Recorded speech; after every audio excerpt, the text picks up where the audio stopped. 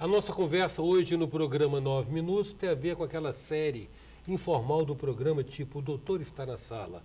Ou seja, trazemos algum renomado profissional aqui da área de saúde para que aumente um pouco, pelo menos compartilhe conosco algumas informações básicas que precisamos ter a respeito de problemas de saúde e de doença que possam ser, inclusive, nos permitir estarmos alertas à ocorrência dessas manifestações. Nós vamos conversar com um especialista, decano da área, Dr. José Carlos Saleme, médico neurologista, festejado aqui do Espírito Santo. É com ele que a gente passa a conversar agora. Doutor Zé Carlos, hoje em dia com a perspectiva de vida aumentada, certas doenças que não tinham tempo de se manifestar no curso de uma vida normal começam a aparecer. Nós estamos morrendo mais tarde, é verdade? Estamos morrendo bem mais tarde. Felizmente, né? Bem mais tarde. Felizmente, né? Então, assim, e mesmo assim, algumas pessoas ainda relativamente jovens começam a se manifestar os sinais que seriam antigamente típicos da senilidade ou de uma demência precoce. Que doenças degenerativas são inevitáveis, só podem ser consideradas típicas da idade? Olha, a perspectiva de vida aumentou muito. A nossa população de velho hoje está cada vez maior. A nossa geração vai chegar aos 85, 86 anos tranquilamente. A dos nossos filhos vai passar dos 95, por aí. E nós não estamos preparados para uma atenção aos nossos velhos, né? A atenção que eu digo é de estimulação intelectual para que o velho continue exercendo o seu cérebro, a atividade cerebral, de uma forma produtiva, né? O que existe hoje são essas reuniões de terceira idade, que são reuniões assim, muito chatas, né? Que são mais de assistência social, de ir lá conversar, fazer tricô, né? Mas o que é preciso no velho é estimulação intelectual, porque ele precisa continuar usando o seu neurônio para raciocinar, para produzir, para fazer projetos, para continuar, né? No velho, o que chama atenção é a demência. A demência é uma agressão, né? É uma pessoa que passou uma vida inteira, cuidou dos filhos, da família, um profissional, que de repente perde completamente a sua memória, a sua identidade. No interior a gente chama de caduquice, né? Era caduquice, era lelé, era esclerosado, né? E que hoje todo mundo adotou a doença de Alzheimer, né? Se fala a doença do alemão, que na realidade Alzheimer não é alemão, Alzheimer era suíço. Então não tem que ter medo do alemão, tem que ter medo do suíço, né? Mas o que o Alzheimer realmente descreveu foi a demência precoce. Quer dizer, não é a demência senil do velho, da idade, né? Essa demência senil, isso é normal, natural, faz parte de um processo de envelhecimento. O Alzheimer mesmo é a demência pré-senil, dos 60 anos, que a pessoa, por uma degeneração cerebral, começa a ficar demente antes da hora. Mas, na realidade, a demência é o sinal que mais choca, né? Que mais agride a gente, mas é um processo contínuo. Diminuição de força global, coordenação motora, falta de motivação para qualquer coisa intelectual, né? Nesse ponto, se você perguntou em prevenção, esse é o ponto que tem que ser atacado, né? E, por exemplo, uma sugestão que eu dou para os meus velhinhos e minhas velhinhas é descrever a própria biografia. Não precisa, não é para publicar um livro.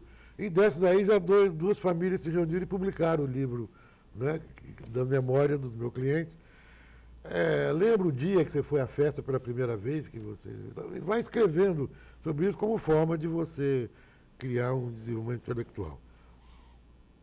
Existe muito de profissional nisso, né? É difícil você ver um médico demente, um advogado que continua trabalhando, né? A demência geralmente é mais de profissionais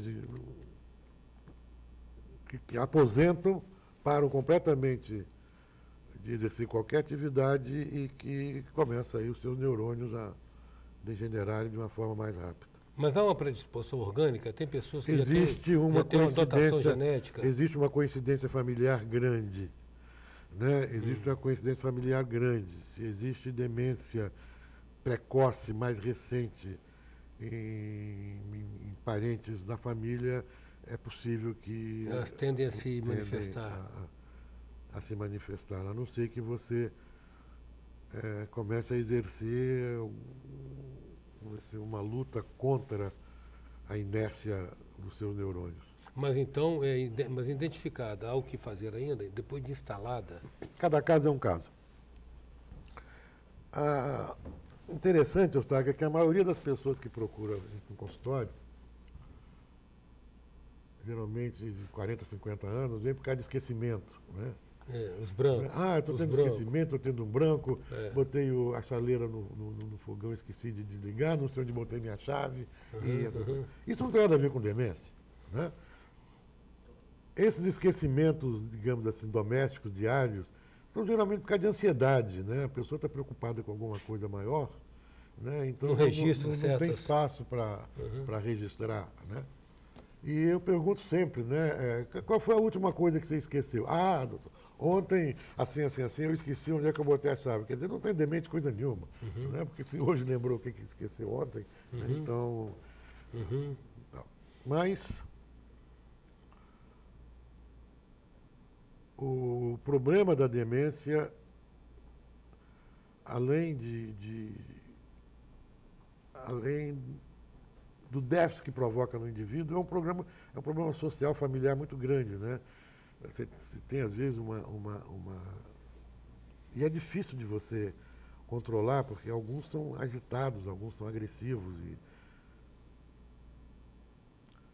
A medicação que nós temos hoje não provoca grandes e excelentes resultados, né?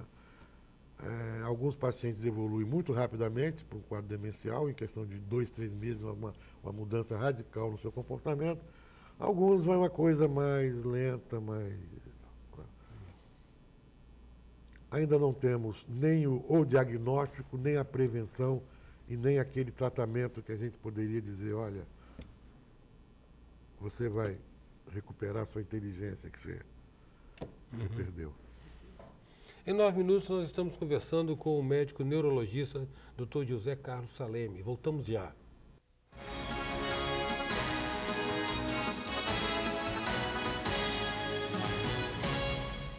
Voltamos com 9 minutos, que traz hoje o médico neurologista José Carlos Saleme.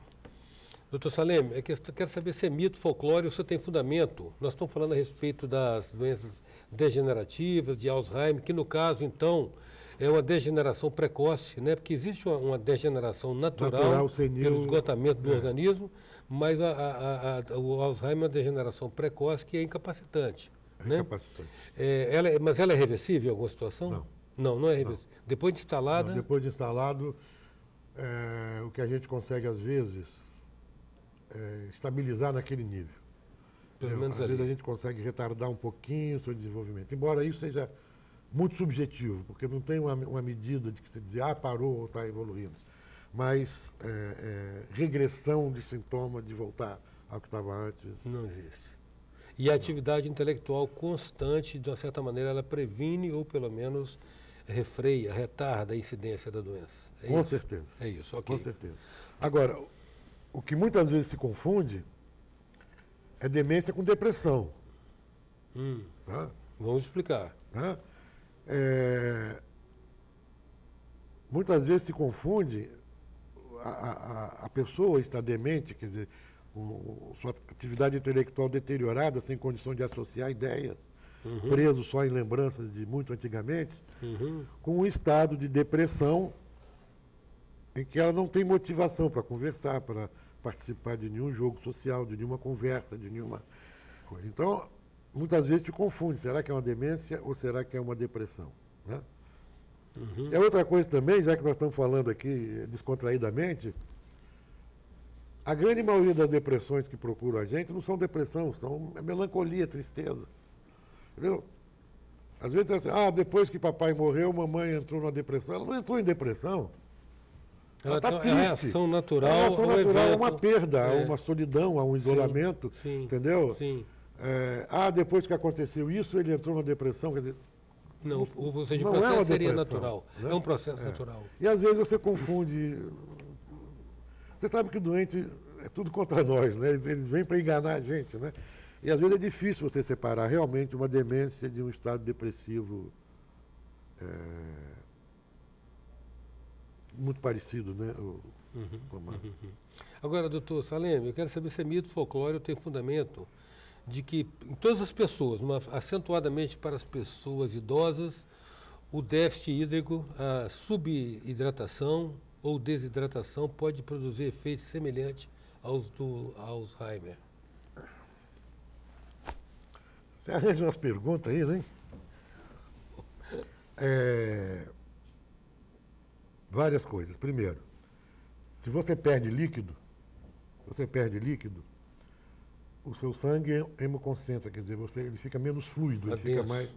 Né? Então ele tem que passar pela toda a circulação cerebral, aqueles capilares pequenininhos, para chegar no neurônio e levar lá o oxigênio e a glicose que ele precisa. Né? Se você desidrata, então você vai ter uma dificuldadezinha de circulação cerebral. E que pode até haver lesão neuronal, o neurônio morrer, né, definitivamente, quer dizer, sem perder função. Né? Aquela história de que velho morre quando tem fratura ou quando tem diarreia, né?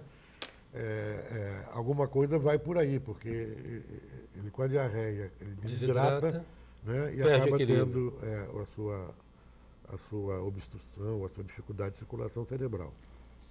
A outra coisa é que se você perde água, o equilíbrio de sódio, potássio, lítio, aqueles elementos que são importantes na transmissão do estímulo elétrico neuronal, sofre uma alteração que eu não sei te explicar aqui como, e que você pode ter sintomas neurológicos muito semelhantes a um quadro demencial.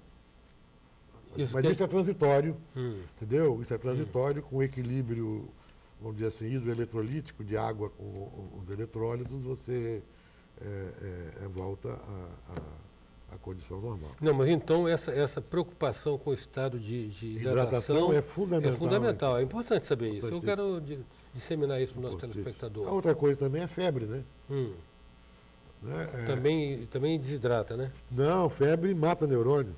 Ah, tá. E velho é muito susceptível a alterações térmicas a nível cerebral. Apesar de todo o mecanismo que existe de manter uma temperatura cerebral constante, né, a hipertermia, o aumento da temperatura neuronal, a gente já tem uma perda natural, né? O neurônio já morre naturalmente. Como se diz na prática, cozinha os miolos. Sim, né? Pois é, mas a gente já tem uma perda natural, né? Perda natural. De neurônio. Ela precipita, diz que por isso que um fogo de bebida, aqueles porre também, diz que tem um efeito devastador nos neurônios, né? É a pior desgraça que pode acontecer. O alcoolismo, ele destrói mesmo. Você pega... Por isso a tese de que o alcoolismo emburrece, né? O alcoolismo emburrece. Você pega hoje com esse exame de imagem, tomografia, ressonância, etc., pessoa de 40 anos, alcoólatra crônico, já com atrofia cerebral enorme, buraco, espaços enormes, cheios de água, onde devia ter o neurônio em função de álcool. Eu acho que... Isso é pouco alertado, né, doutor Salem? Isso é muito pouco alertado, né? Tem muita gente que certamente vai estar ouvindo isso aqui agora pela primeira vez. Isso é muito pouco alertado, embora todo mundo conheça, imagine os efeitos do álcool, né? Sim. Se faz tanta campanha anti-tabagista, eu não estou querendo defender o cigarro, nem quem fume, nem quem não fume, né? Mas as doenças provocadas pelo álcool são muito maiores. Não só em termos de doença, de internação, de tratamento, como toda a problemática social. Mas o álcool sequer é tratado como droga, ele é uma das principais drogas. Pois eu acho que ao invés de se proibir fumar em bar, restaurante e similares, como está fazendo aí, eu acho que deveria proibir servir bebida alcoólica em bares, restaurantes e similares, entendeu? Porque o problema, a problemática é muito maior do que cigarrinho. Que mais acho que as autoridades têm consciência disso, mas não tiveram sequer disposição para poder estabelecer um horário de fechamento para bar e restaurante, para evitar o número de violência, né, que a gente enfrenta hoje, que nos lugares onde se deu essa experiência, os resultados foram indiscutíveis.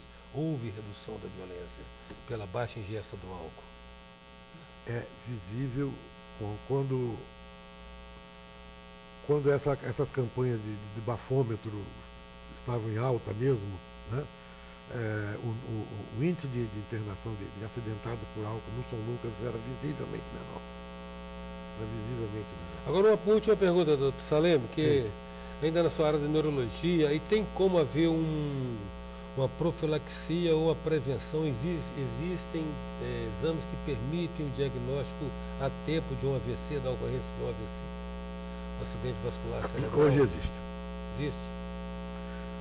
A prevenção maior de um acidente vascular cerebral, de um derrame cerebral, uma trombose cerebral, uma hemorragia, é você manter um nível de pressão normal, você manter um nível de glicose normal e você manter o seu corpo estabilizado.